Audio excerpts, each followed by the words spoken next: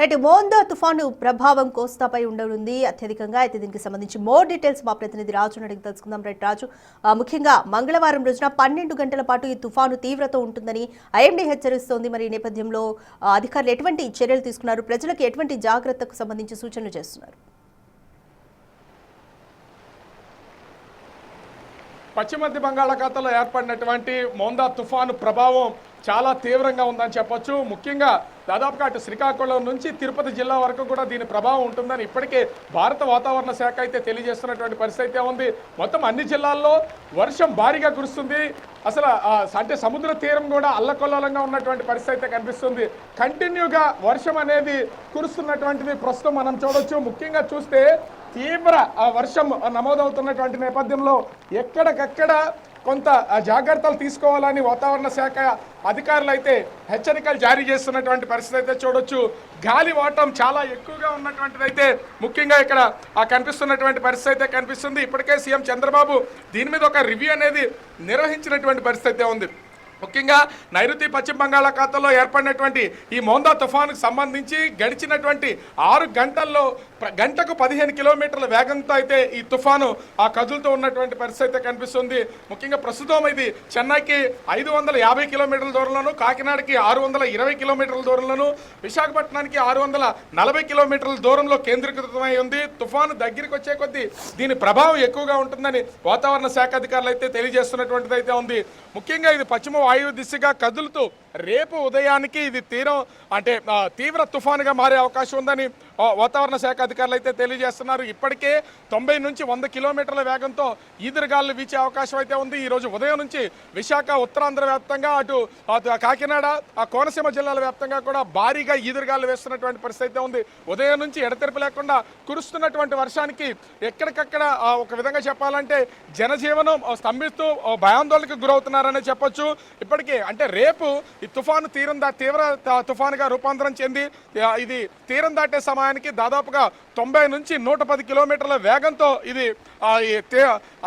ఈదురుగాలు వీచే అవకాశం ఉందని వాతావరణ శాఖ అధికారులు అయితే తెలియజేస్తున్నటువంటి పరిస్థితి కనిపిస్తుంది. ముఖ్యంగా ఇప్పటికే రాష్ట్ర ప్రభుత్వం అందరినీ అప్రమత్తం చేసినటువంటి పరిస్థితి కనిపిస్తుంది.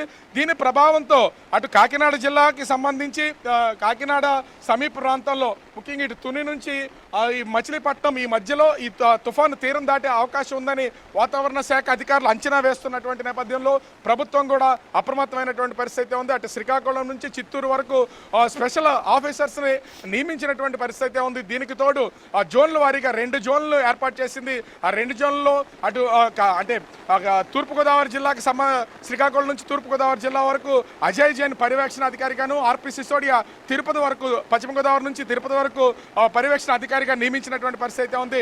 డిజాస్టర్ మేనేజ్మెంట్, రెవెన్యూ శాఖ, విద్యుత్ శాఖ మొత్తం అన్ని శాఖలకు సంబంధించినటువంటి అధికార యంత్రాంగం పూర్తి స్థాయిలో అప్రమత్తమైనటువంటి పరిస్థితి కనిపిస్తుంది. ముఖ్యంగా కాకినాడ, కోనసీమ, పశ్చిమ గోదావరి, కృష్ణా, బాపట్ల, ప్రకాశం, నెల్లూరు జిల్లాల్లో భారీ వర్షాలు కురిసే అవకాశం ఉంది.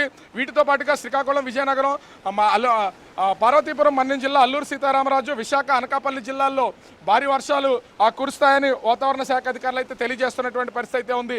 ముఖ్యంగా శ్రీకాకుళం నుంచి చిత్తూరు వరకు మొత్తం అన్ని జిల్లాల్లోనూ భారీ నుంచి అతి భారీ వర్షాలు కురిసే అవకాశం అయితే ఉంది. ముఖ్యంగా కాకినాడ జిల్లాకి సంబంధించి కాకినాడ, కోనసీమ, తూర్పుగోదావరి, పశ్చిమ గోదావరి, ఎన్టీఆర్, బాపట్ల, ప్రకాశం, నెల్లూరు జిల్లాల వరకు సముద్ర తీర ప్రాంతం అంతా కూడా అల్లకల్లోలంగా ఉంటుంది. ఇంచుమించుగా 20 సెంటీమీటర్లు అనేది చాలా తక్కువ వర్షపాతంగా ఉంటుంది. దానికి మించి భారీ వర్షాలు కురిసే అవకాశం ఉందని వాతావరణ శాఖ అధికారులు అయితే తెలియజేస్తున్నటువంటి పరిస్థితి ఉంది. ముఖ్యంగా చూస్తే ఈ తుఫానుకు సంబంధించి ఇప్పటికే మొత్తం ప్రభుత్వ యంత్రాంగానికి అధికారులందరికీ కూడా ప్రభుత్వం సెలవులు రద్దు చేసి సహాయక చర్యల్లో ఎక్కడికక్కడ ఎలర్ట్గా ఉండాలని సూచించినటువంటి పరిస్థితి కనిపిస్తుంది.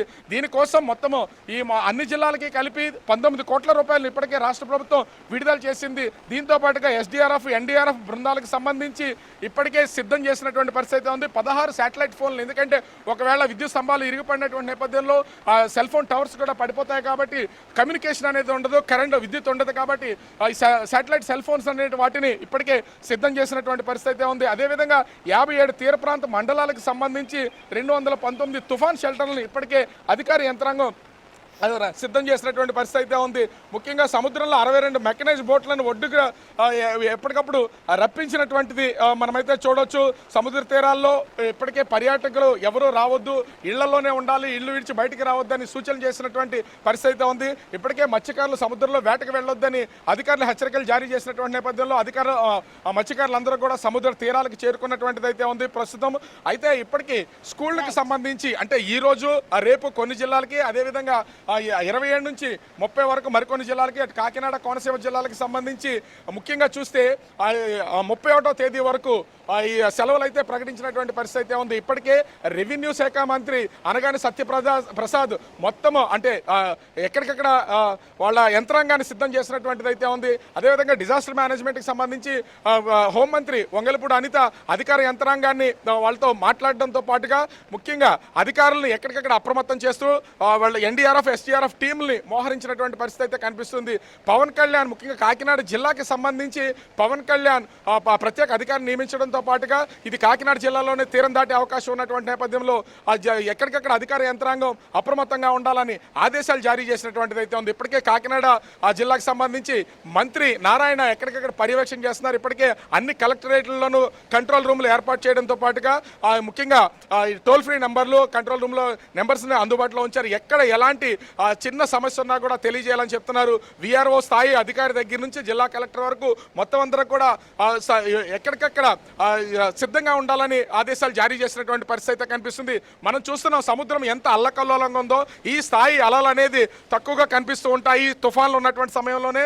ముఖ్యంగా చూస్తే సముద్రం కూడా కోతకు గురవుతున్నటువంటి పరిస్థితి అయితే ఉంది. కంటిన్యూగా వర్షం కురుస్తున్నటువంటి నేపథ్యంలో ముఖ్యంగా చూస్తే దీని ప్రభావం అటు శ్రీకాకుళం నుంచి చిత్తూరు జిల్లా వరకు కూడా భారీ స్థాయిలో వర్షం కురిసే అవకాశం అయితే కనిపిస్తుంది. కంటిన్యూగా కురుస్తున్నటువంటి వర్షాల నేపథ్యంలో ఎవరూ కూడా ఇళ్లలో నుంచి బయటికి రాకుండా తగు జాగ్రత్తలు తీసుకుని అప్రమత్తంగా ఉండాలని వాతావరణ శాఖ అధికారులు హెచ్చరికలు జారీ చేయడంతో పాటుగా రాష్ట్ర ప్రభుత్వం కూడా సూచనలు చేస్తున్నటువంటి పరిస్థితి అయితే ఉంది. ఓవరాల్గా చూస్తే మొంతా తుఫాను తన ప్రభావం ఈ రోజు నుంచే మొదలైనటువంటి పరిస్థితి ఉంది. రేపు ఇది బేకర్ తుఫానుగా మారి మొత్తం అల్లకల్లోలం సృష్టించే అవకాశం అయితే కనిపిస్తుంది. Right, thanks for the update Raju.